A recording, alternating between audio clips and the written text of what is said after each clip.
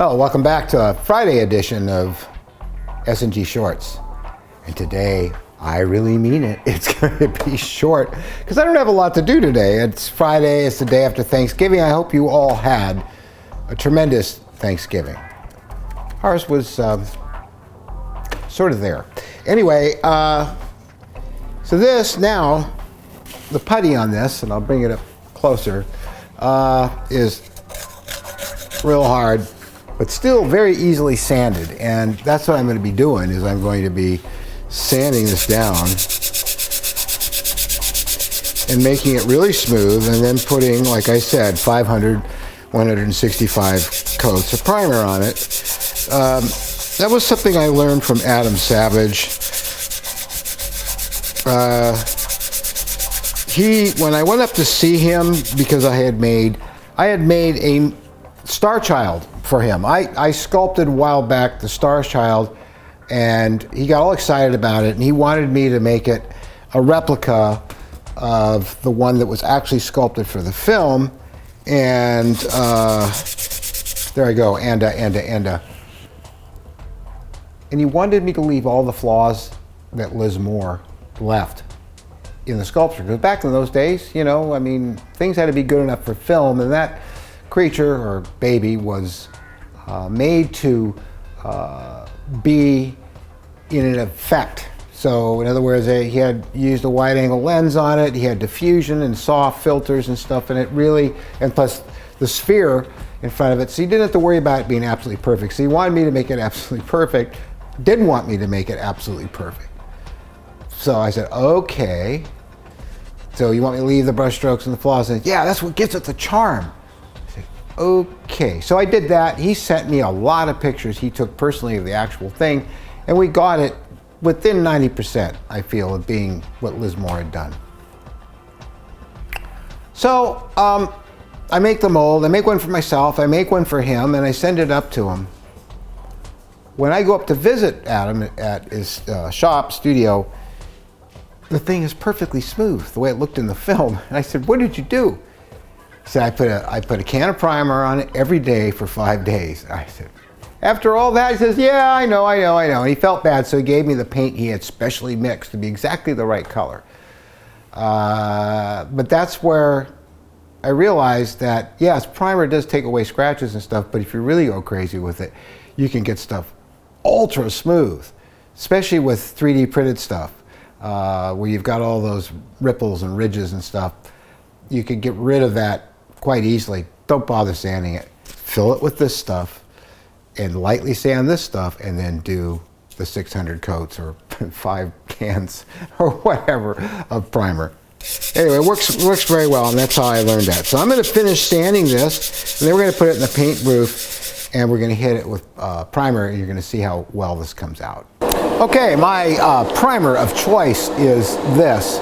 Not only is it inexpensive, sometimes it spurts. Sometimes I get a bad can, but it's very rare these days.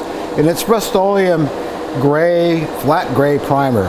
And it doesn't say high rise, it doesn't say scratch and fill, but I'll tell you, even the scratch and fills that I've used, Krylon and other ones, they don't fill the way this cheap stuff does. And for a primer, you know, $4.99 a can or less, you know, what the hell. So I'm seeing in the light here a few things I would like to have a little smoother. There's some scratches right here. But I'm telling you, this paint's going to fill those for the most part. I'm not going to put a can on every day for a week, but that would be a bit excessive. But I will put quite a few coats on, and then it will dry, and I'll see where the spots are I've missed, because when it's in this condition right now, you can see all the stuff it's filled, and it's filled all these little bubbles that are innies, not outies. And this is because when the resin gets hot, it causes the thin skin between the bubbles underneath, because this was before I was able to crush the bubbles underneath, it expands them, and it causes an indentation. It actually expands the darn stuff. So what I'm going to do now is stop going crazy over the few scratches that are there and just start painting on here.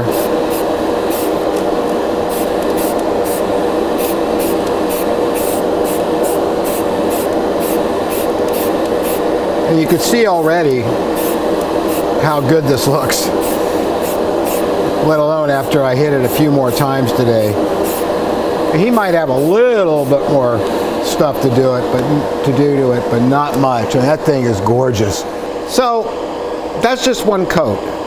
So we're going to let this dry for a while, and while I put the kit together, and I'll show you how I build a kit, since we don't have our kits mass produced and we don't send them overseas. We don't have little minions in the back with laser cutters and stuff. My kits are all handmade. I cut the woods by hand. I'm a human laser cutter, and that's what I do. Besides doing this stuff, I will let this dry, and I'll show you how I do that. Okay, to make this really cool X15 Delta, this was a variant. This is something I had planned to do, and then Sputnik happened. So this probably would have got us to space instead of Mercury, but we got Sputnik, and this kind of prompted the United States to jump on the man in a tin can, or spam in the can, as some people called it, project, and it was very successful, but this would have been really, really cool to see. To make this kit, I have a lot of templates and huge amounts of balsa wood, which I bought before the balsa wood shortage, and these are the X15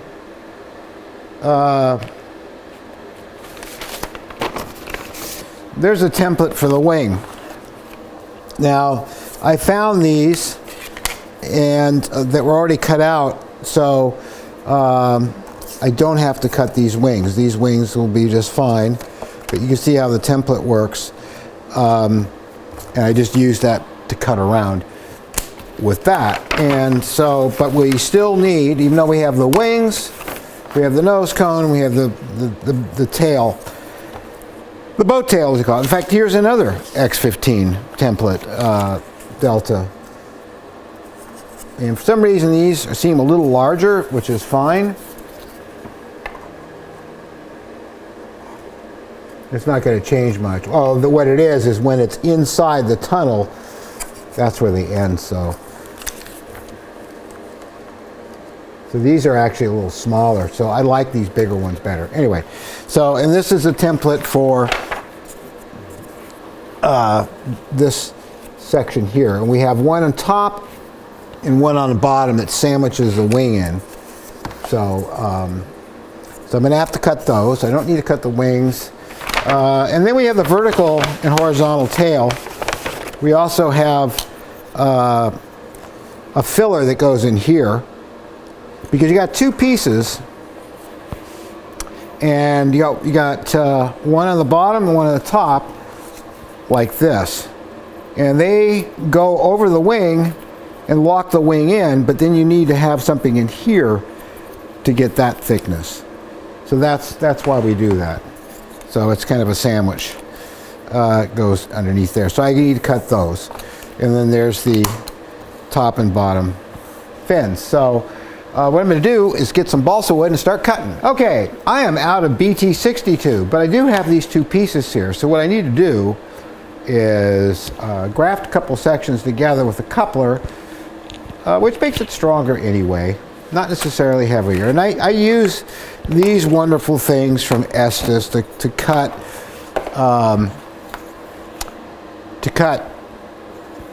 tubing with, and I've marked it off down here. So I'm going to push this down to the mark here, like so, and I'm going to put this one over it, like so. You shove that down. I don't know if you can still get these or not, but I'm sure glad I got them when I could. Now I'm going to take a new blade, a much sharper blade. It's nice and sharp. And we're going to cut through this little bugger.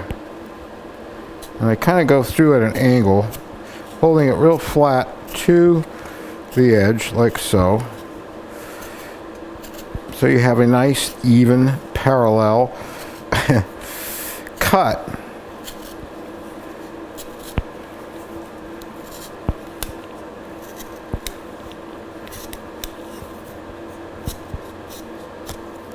There we go. So that came out rather well. And put that away over here. I'm going to get a piece of coupler, and I believe this is BT60. Yes, it is. Yes, it is. Okay, so we're going to cut a little section of this, and I'm going to do that on the bandsaw. So I cut that on the bandsaw, and then took it to the sander and made this edge rounded off. So this should fit right in there beautifully. And then we're going to put this over it. And all you have to do,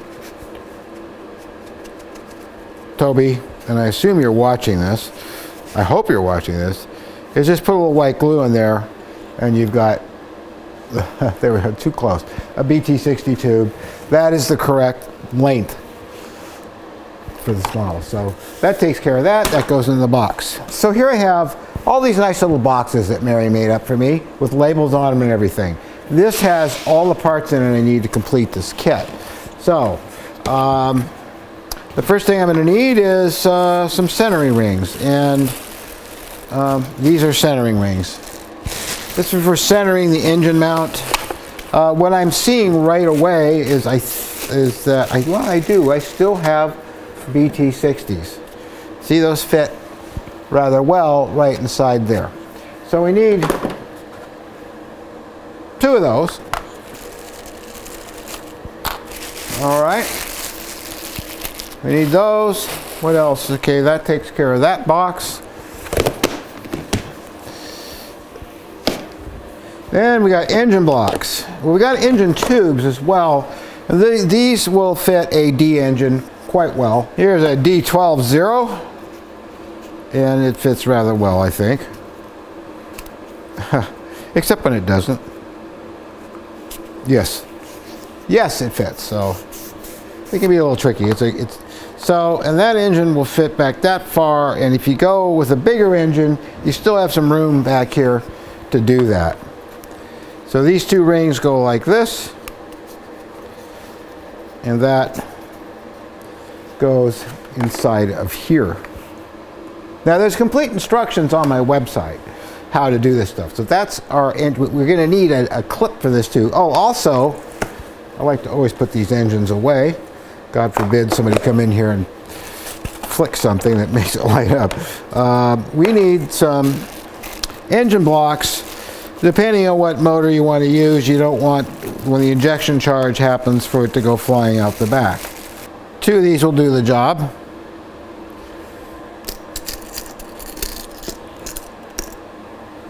These go into the centering rings and into the back of the nose cone. Then here's our clips.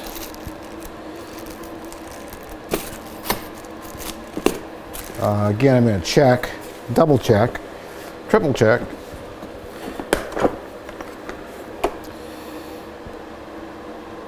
Yeah, they are.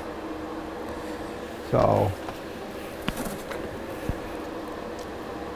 those will work good. And of course, that's to hold the engine in. And depending on what size motor you want to run, I will include the smaller ones too.